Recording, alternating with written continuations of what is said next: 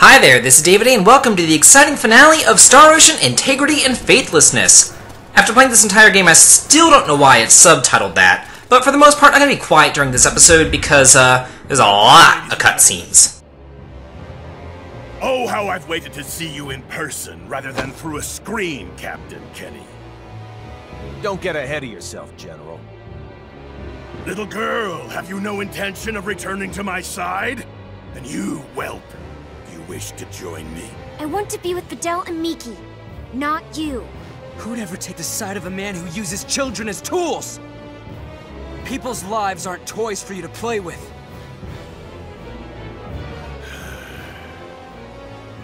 The time for talk has ended. Varia, bestow your power upon me! Varia! Varia! Vice Director! Yes, sir. Varia! No, sis!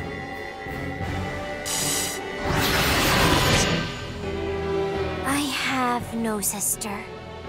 Your orders, General. Varia! Lend me your power, minion!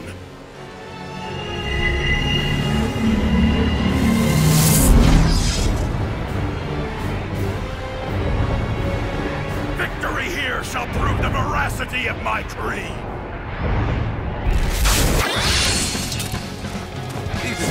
Are you ready to die? Right, Tornado!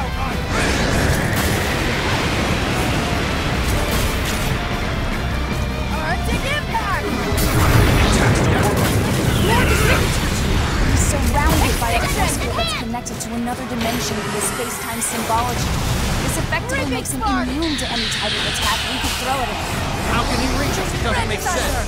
The answer to that is, how should I know? what's the matter? I thought you were supposed to show me error. Thanks to you, we were able to solve one of space-time symbology's many mysteries. In order for the powers to act, certain types of hormones must be secreted in the subject's brain. For example, yours has secreted the necessary hormones when experiencing strong emotions, such as love. Now that we understand the mechanism, we can easily replicate the process. Accomplished with mind or by injecting the necessary hormones into the system. Take a good long look. This is the face of a man who uses space-time symbology. I feel bad relying on her again, but we have no other choice. Relia! Feeling good. Shimmering Renaissance!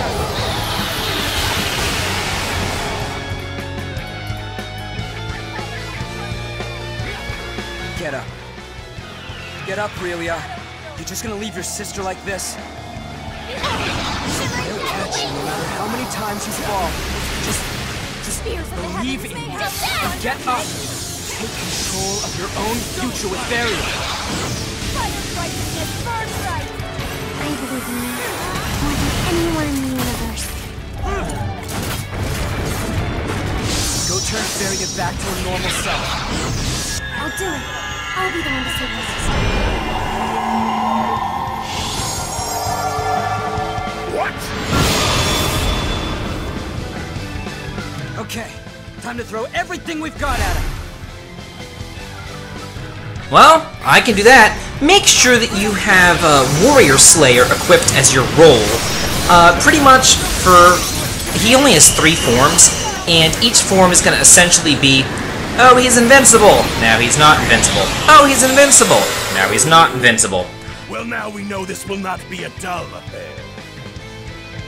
Very well. It is time. Behold the results of our latest symbological research.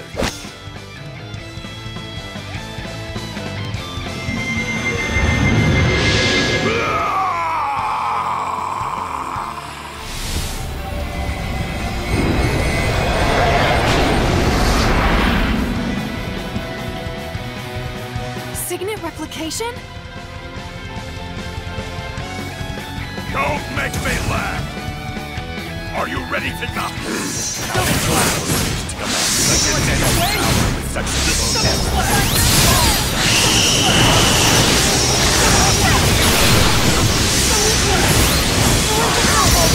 If I annihilate The plot to me feels so small. Like, here we are, out in the, outer space, the planets and everything, and we're not going to other planets. We're not saving the world. We're not doing any of that. All we're doing is saving some random girl. And who are these scientists, by the way? He's like, second assistant and all that. Like, who the hell are you? Aurelia. Vice Director! Please, sir, if we go any further, we'll obliterate the subject's gestalt. Do it! How dare you! Get out of my way, you worthless cretin!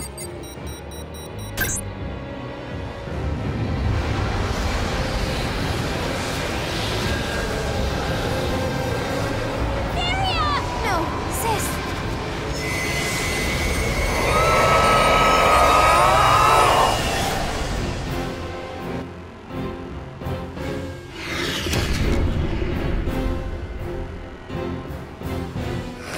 Why did I not do this in the first place? Such consummate power coursing through my veins! How invigorating! With your last breaths, prostrate yourselves before me! Yet again, he's invincible, but I do want to go ahead and equip that Godslayer role that I told you about earlier. Then just kind of hang out in the back of the battlefield. Something that you are going to want to use, though, is another, Vitalia potion, or Vital potion, or whatever it is, just to get your reserve rush all the way up to the max, so whenever he actually does become vulnerable, we can use it.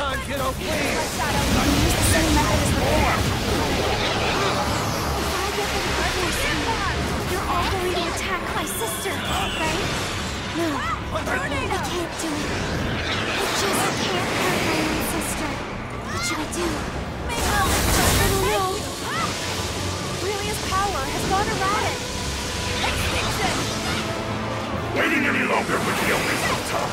Let's finish this.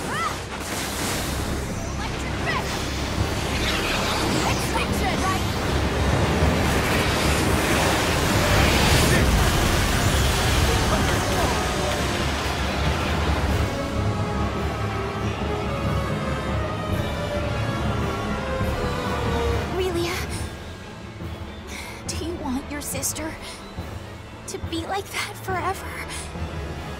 I know. You can do it. You still have an objective to complete.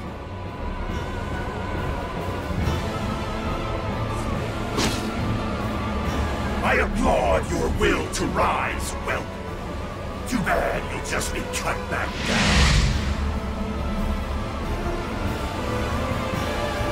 Open your eyes, Feria, please! No! Aurelia, I beg of you.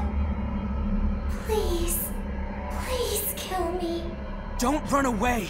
Fight! Fight against his control! Break free of it! Silence, Whelp! I believe in you, Aurelia. I always have. And I know you can rise up with Feria if you truly want to. We can beat this man if we fight together, Feria. I believe in you, sis. And I believe in both of you. I do.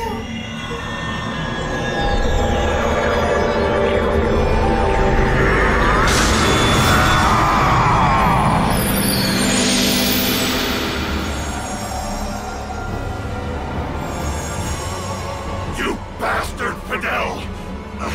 I see now that you were my real enemy all along! That, and your executioner. And now it's time for his third and final form. A JRPG antagonist having 3 forms? Perish the thought! Anyway, just use a reserve rush against him. Make sure you have that God Slayer roll. Woo-hoo-hoo!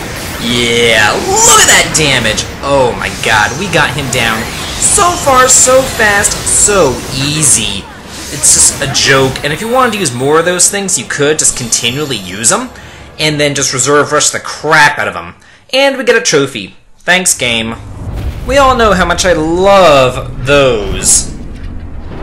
Huh, so is he still dead? And still on a freaking iPad? Oh my god! We did win, didn't we? Yes, that we did. His strength is dwindling. His wave patterns are getting astonishingly small. Luna! Chris!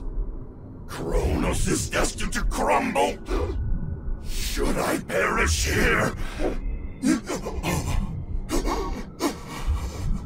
Brawn alone can't win all wars. Likewise, my fascist assailants. I'll be observing your lot from on high. Repudiation to you.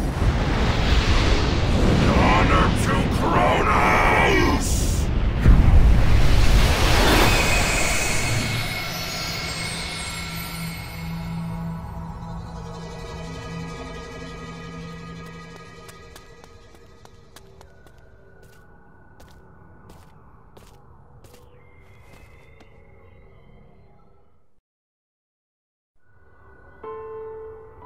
Videl, thanks a lot. I didn't back down at all. I did all I could. Me and Relia. Yeah. You prevailed. Promise you will. Look after my baby sister? I certainly do. Relia deserves a good life. A caring, maybe mentoring dad. Like Beryl was when I was young. Relia, I'm so sorry. What's more, I should thank you. My wish was answered due to your... grow up and be... the joyous girl I couldn't. Varian, no. Don't be so sad. Since I'll be with you in your heart.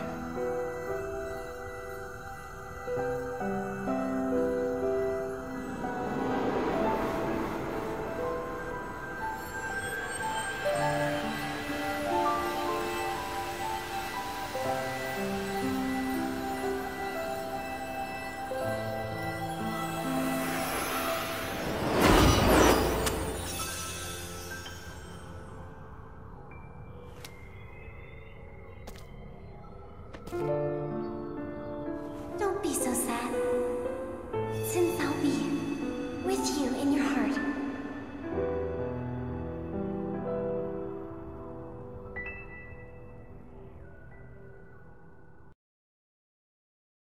Captain's log.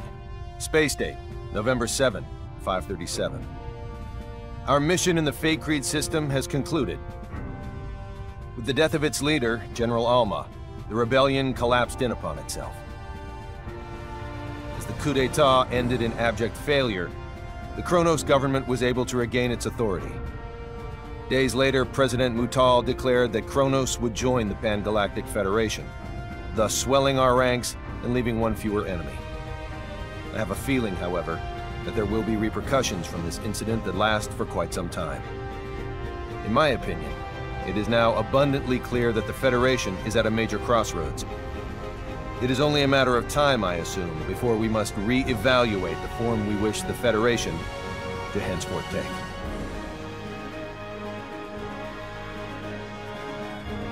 Kronos was officially inducted into the Pan-Galactic Federation, and while the Kronos incident that engendered the Alliance was certainly noteworthy, it was not the only seminal event. The year also became known for various progressive reforms, which would serve as defining points of Federation policy for years to come.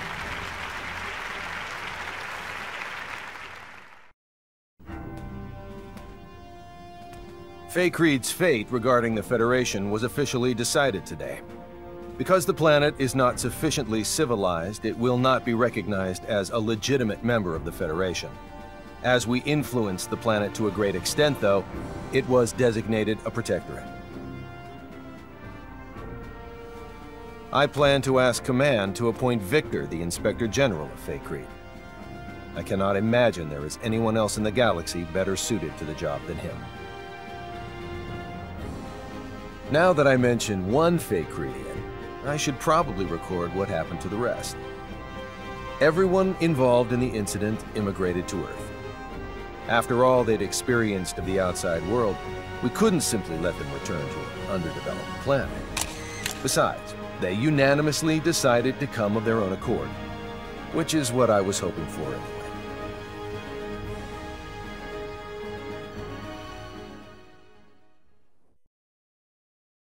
Miki's currently studying her heart out to become a science officer. According to Anne, she's got a real knack for this sort of thing. Already understanding the basics of symbology doesn't hurt either. If there's anything that holds her back, though, it's reading and writing. You can't be too hard on her, as she didn't grow up with the Terran syllabary, but she still has a long road ahead of her. Victor was able to enlist in the Federation's military, and based upon his distinguished record, he was appointed as an instructor. Considering he's a citizen of an underdeveloped planet, this is a historic accomplishment for him. Personally, I'd like to see Command put him in charge of overseeing his home planet, but the decision ultimately rests with him. Thanks in part to an endorsement from Dr. Krupp, Fiore was accepted as a researcher in the newly built Symbological Genetics Laboratory on Moonbase. I say accepted, but the whole facility was basically established for her sake. Her knowledge surpasses even our own scientists in some areas, so I assume they're more than happy to take advantage of her genius. There's no way they won't make at least a few breakthroughs with her working on their team. All is quiet on the Anne front, as she continues to work as a science officer aboard the Charles D. Gold. Her looks are what sealed the deal for me when hiring her, but I'll be damned if she isn't one capable science officer. Once I'm finally given my new assignment, I won't hesitate to bring her along. As for me, the myriad and valiant deeds I performed in quelling the Kronos Rebellion earned me a promotion. Nothing's official yet, but word around the water cooler is that I'll become an admiral. To think, me, with my own fleet. What's more, the ship they'll assign me won't be any ordinary one. It'll supposedly be equipped with some rather snazzy technology, of an experimental and gravitic warp kind. I guess this goes to show, you can't make an omelet without breaking a few rules. And with that, it's time for my customary review of the game. There's a couple things that I want to talk about as far as the ending is concerned, though. We never found out about Fiore's, mystery man. Why did Anne look so pissed? She's just, sitting there with massive bitch face on, and they're all going back to Earth? What the hell is that about? They should be able to go settle back on their planet. Yeah, they were so exposed, but we only exposed really one continent of that planet. Now, speaking of that, it was an incredibly short game with a really small world. Why couldn't we have, explored other parts of that world? We literally explored one continent.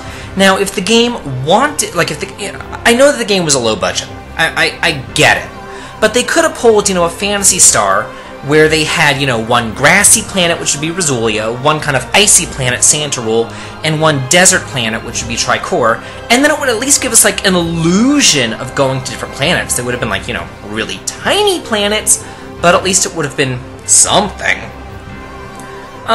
Also, there was really no exploration until the end of the game.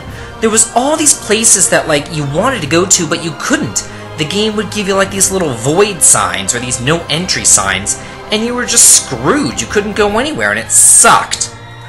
But another thing that really, basically my review is going to be me bashing on this frickin' game. Oh my god, it was driving me nuts. The private actions. I'm so sick of the private actions. If you're going to put 400 private actions into, a 15-something hour game, make them into skits. So that you just hit the select button, boom, you see the private action. Not that you have to go around the town, run in a circle, then go inside the inn, then go and run in a circle, go inside the inn. Like 400 frickin' times! Like, oh my god! And then there's the quest system. I understand that you have a quest system that it's there to, lengthen the game. But in all honesty, the quests sucked. It was all, kill a certain amount of monsters or deliver an item. The only one that was different was Ruddle, and Ruddle was a moron, so I really don't care. As far as the plot was concerned, it wasn't save the world, it was save the girl. And I'm over saving the girl JRPGs. That's why I play a Star Ocean game, like for the whole Galactic Federation galaxy planet destroying thing, not just so I could save some random stupid girl. There were no optional characters. There's been optional characters since Star Ocean 1. There was also in 2 and 3. I don't think that 4 had optional characters, though. And it's fine if you want to focus on the narrative to not have optional characters. But, I mean, at least do something different with the characters. Star Ocean 2, you had multiple protagonists. So that would have been, something different. And as far as the antagonists are concerned, what was up with the random people popping out of nowhere? And it wasn't just those 2 scientists who popped up out of nowhere. It was General Alma. It was the President. It was every single general, like that weird-ass guy in Trikur that looks like the Tales of villain. It was really his parents who popped up, said hi, and then were like, bye, as we teleported away and just left them for their deaths. Like, what the hell was that? We could have totally took them. Controlling other people in combat. It was ridiculous. Every single time that you wanted to control somebody in combat, what ended up happening was, because you had to control Fidel in the field, you would end up in combat but out of the combat range, and then you would have to, automatically run away. Which was pretty much half the reason why I didn't control anybody else, the other half being that Double Slash was incredibly overpowered, so why the hell would I ever want to give up Double Slash? But just, having such a simple thing that you can't control other people in combat because you're always going to be running away? You couldn't fix that? How hard would it have been to not just have Fidel, on the field, to be able to control Anne or Emerson or Miki or Fiore or somebody else? It's ridiculous. And I know that it was a feature to have battles, on the field, but as far as I'm concerned, all that did was make these areas huge. They made the areas enormous so that you actually could fight on the field, but they didn't really give you a faster running animation. At least with, let's say, Trails of Cold Steel. If you hit the R1 button, you didn't just run. You ran like the Flash. You bolted across the frickin' screen. Here, yeah, you can hold the O button, but it doesn't really make that much of a difference. So, that's just kind of, bad. As far as I'm concerned, they really should have spent part of their budget on other things. They could have taken the private action budget and pushed it into the storyline. If you look at the encyclopedias and things like that, like the menu, and I'm going to be doing a bonus episode on those encyclopedias, they're really extensive. So I would also take out all those encyclopedias and put that into the storyline as well.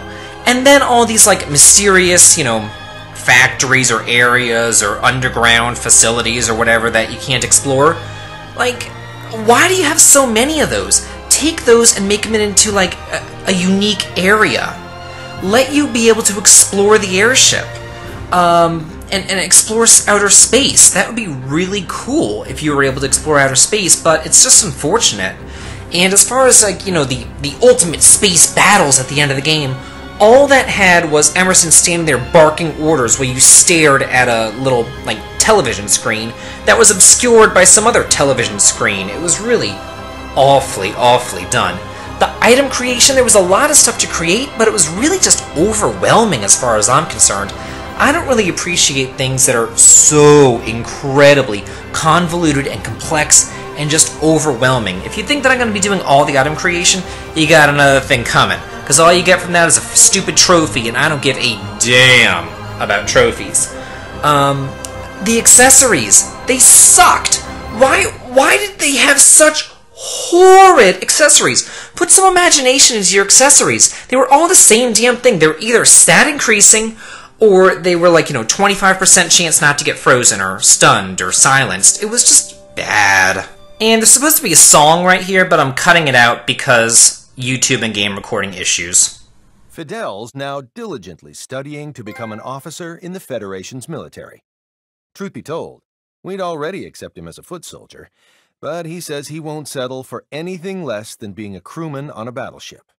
Now, I'm not one to balk at lending my friends a hand, but this is a battle he needs to fight on his own. Prove that I was right to believe in you and get your butt up here, Fidel.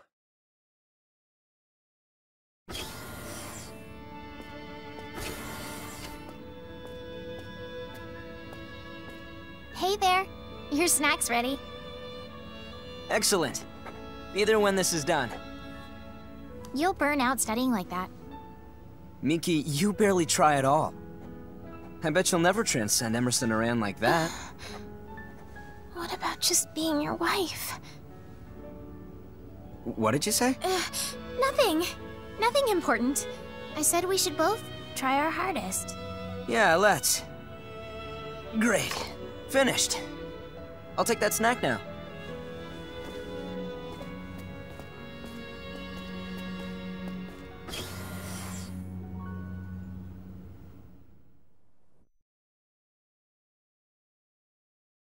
And who can forget about Relia? In the aftermath of all this, the Federation Academy of the Sciences was about to effectively imprison her. Why? In the name of scientific inquisition, supposedly.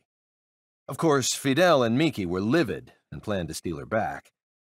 Before they could do anything rash, though, Fiore and Dr. Krupp presented some interesting findings. Mainly that Little Miss Sunshine's presence was not necessary for the Academy's studies to continue. With the threat of living like a lab rat now behind her, Relia resides peacefully under Fidel's custody. I can only hope she finds happiness as a normal girl.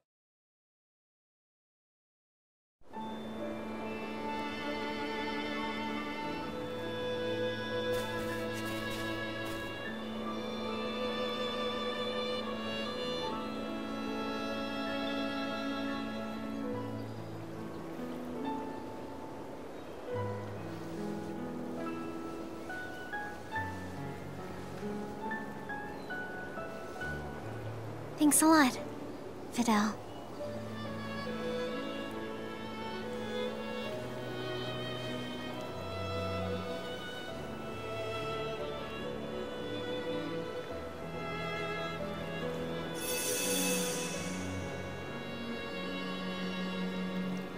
Dear sis, I couldn't be any luckier. Now, in case you're wondering, I do have some bonus episodes planned.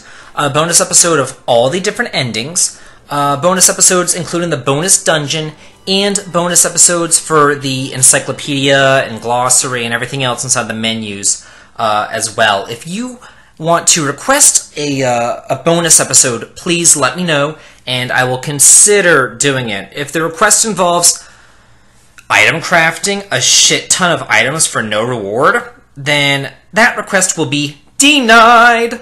Sorry to end on such a sour note, but Star Ocean 5 put me into a mood where I just feel bamboozled.